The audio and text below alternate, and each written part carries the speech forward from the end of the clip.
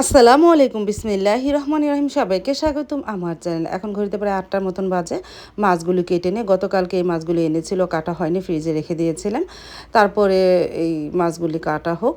আর এদিকে এখন দূরেও নাস্তা বানিয়ে নেই, কারণ সবাই এখন দূরে ওঠেনি।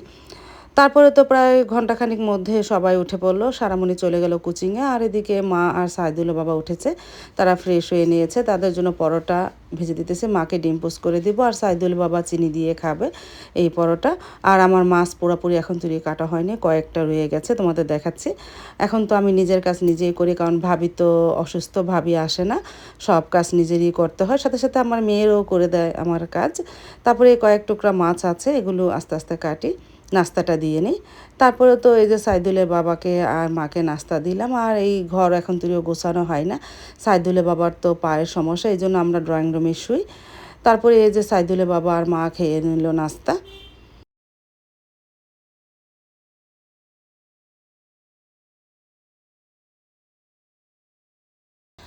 নাস্তা খেয়ে সাইদুলের বাবাকে নিয়ে একটু বাজারে আসলাম কিছু সবজি কেনার জন্য। ঘরে কোনো সবজি নাই।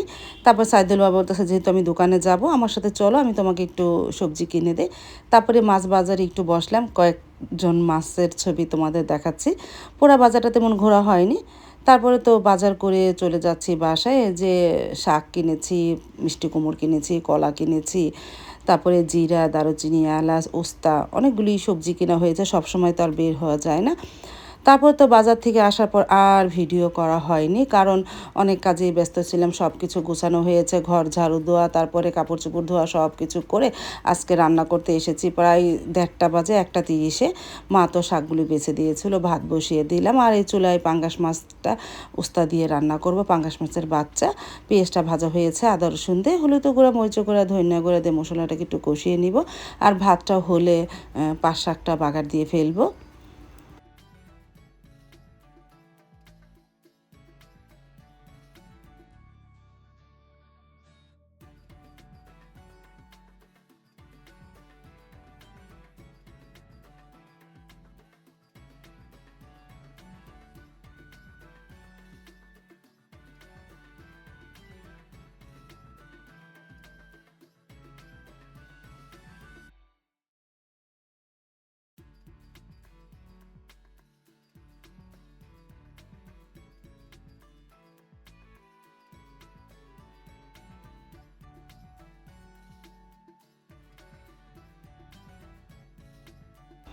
মশলাটা ভালোভাবে কষানো হলো, এখন আলু আর পাঙ্গাস মাছের বাচ্চাগুলো দিয়ে দিলাম। এখন এগুলো একটু মশলার সাথে কিছুক্ষণ কষিয়ে পরে পানি দিয়ে উস্তা দিয়ে দিব, না আস্তে আস্তে একটু কষানো হোক।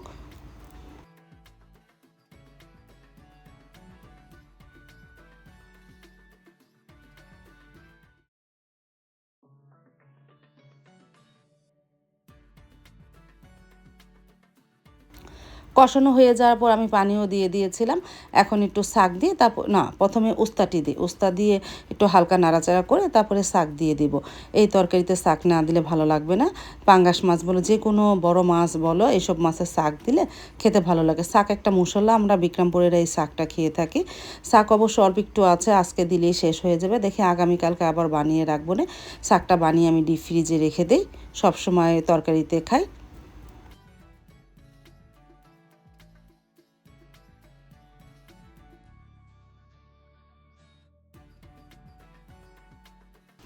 আর এদিকে রসুন কুচি করে রেখেছি, ভাতটা ঠেকা দিয়ে শাকটাও বাগার দিয়ে ফেলবো। এই যে রসুন কুচিটা করেছি।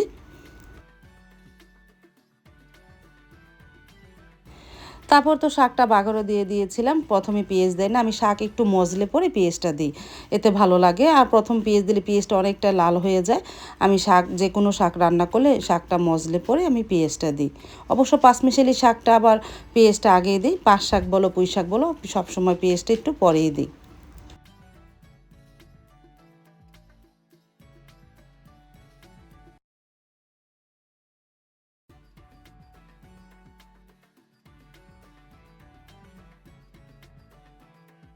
তারপর তো দুপুরে রান্নাটা কমপ্লিট হয়ে গেল। পাঁচ শাক ভাজি, পাঙ্গাস মাছের বাচ্চা, ওস্তা দিয়ে ঝোল আর ভাত, এই দুপুরের মেনু। আর আমি তো এই পাঙ্গাস মাছ খাবো না, আমার জন্য ডিম আর আলু দিয়ে রান্না করতেছি। আলুটা কষানো হবে, এই মশলাটা কষিয়ে এনে তারপর আলু দিয়ে দিব। আলু দিয়ে ডিম এর তরকারি। আজকে তো রোজা রেখেছি। আর রান্না শেষ হয়ে যাওয়ার পর সব কিছু ধোয়া পাকলি করে রাখি, কারণ তো ভাবি, আর কি বলবো, ভাবি তো আসে না। তারপরে তো রান্নাটা হয়ে যাওয়ার পর মাকে আর সাইদুলের বাবাকে দিলাম। আজকে খেতে একটু দেরি হয়ে গেল। আর কাসন্তি দিয়ে পাট শাক তো খুবই ভালো লাগে। সাইদুলের বাবা কাসন্তি নিয়েছে। আর এখন কয়টা বাজে দেখো, প্রায় 2:30টার মতন বেজে গেছে আজকে খেতে খেতে।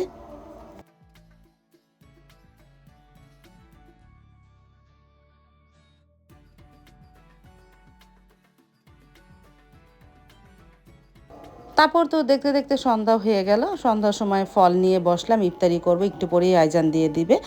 তারপরে তো আজান দিয়ে দিল, প্রথমে পানি খেয়ে নিলাম, তারপরে ফল খেয়ে নামাজে দাঁড়িয়ে যাব, বিসমিল্লাহ বলে শুরু করেছিলাম।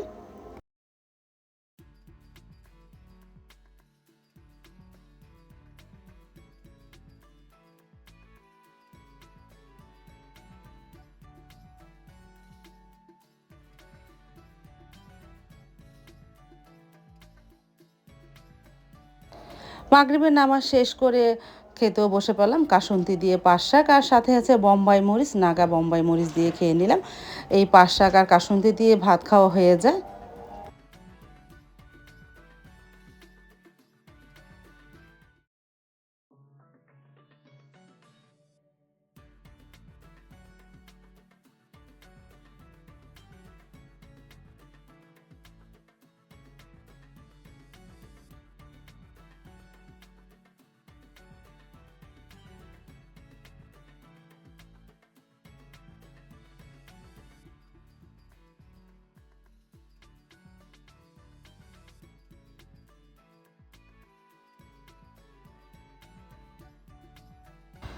আজ তাহলে এ পর্যন্ত, দেখা হবে আগামীকালকে নতুন আরেকটা ব্লগ নিয়ে। আল্লাহ হাফিজ, আসসালামু আলাইকুম।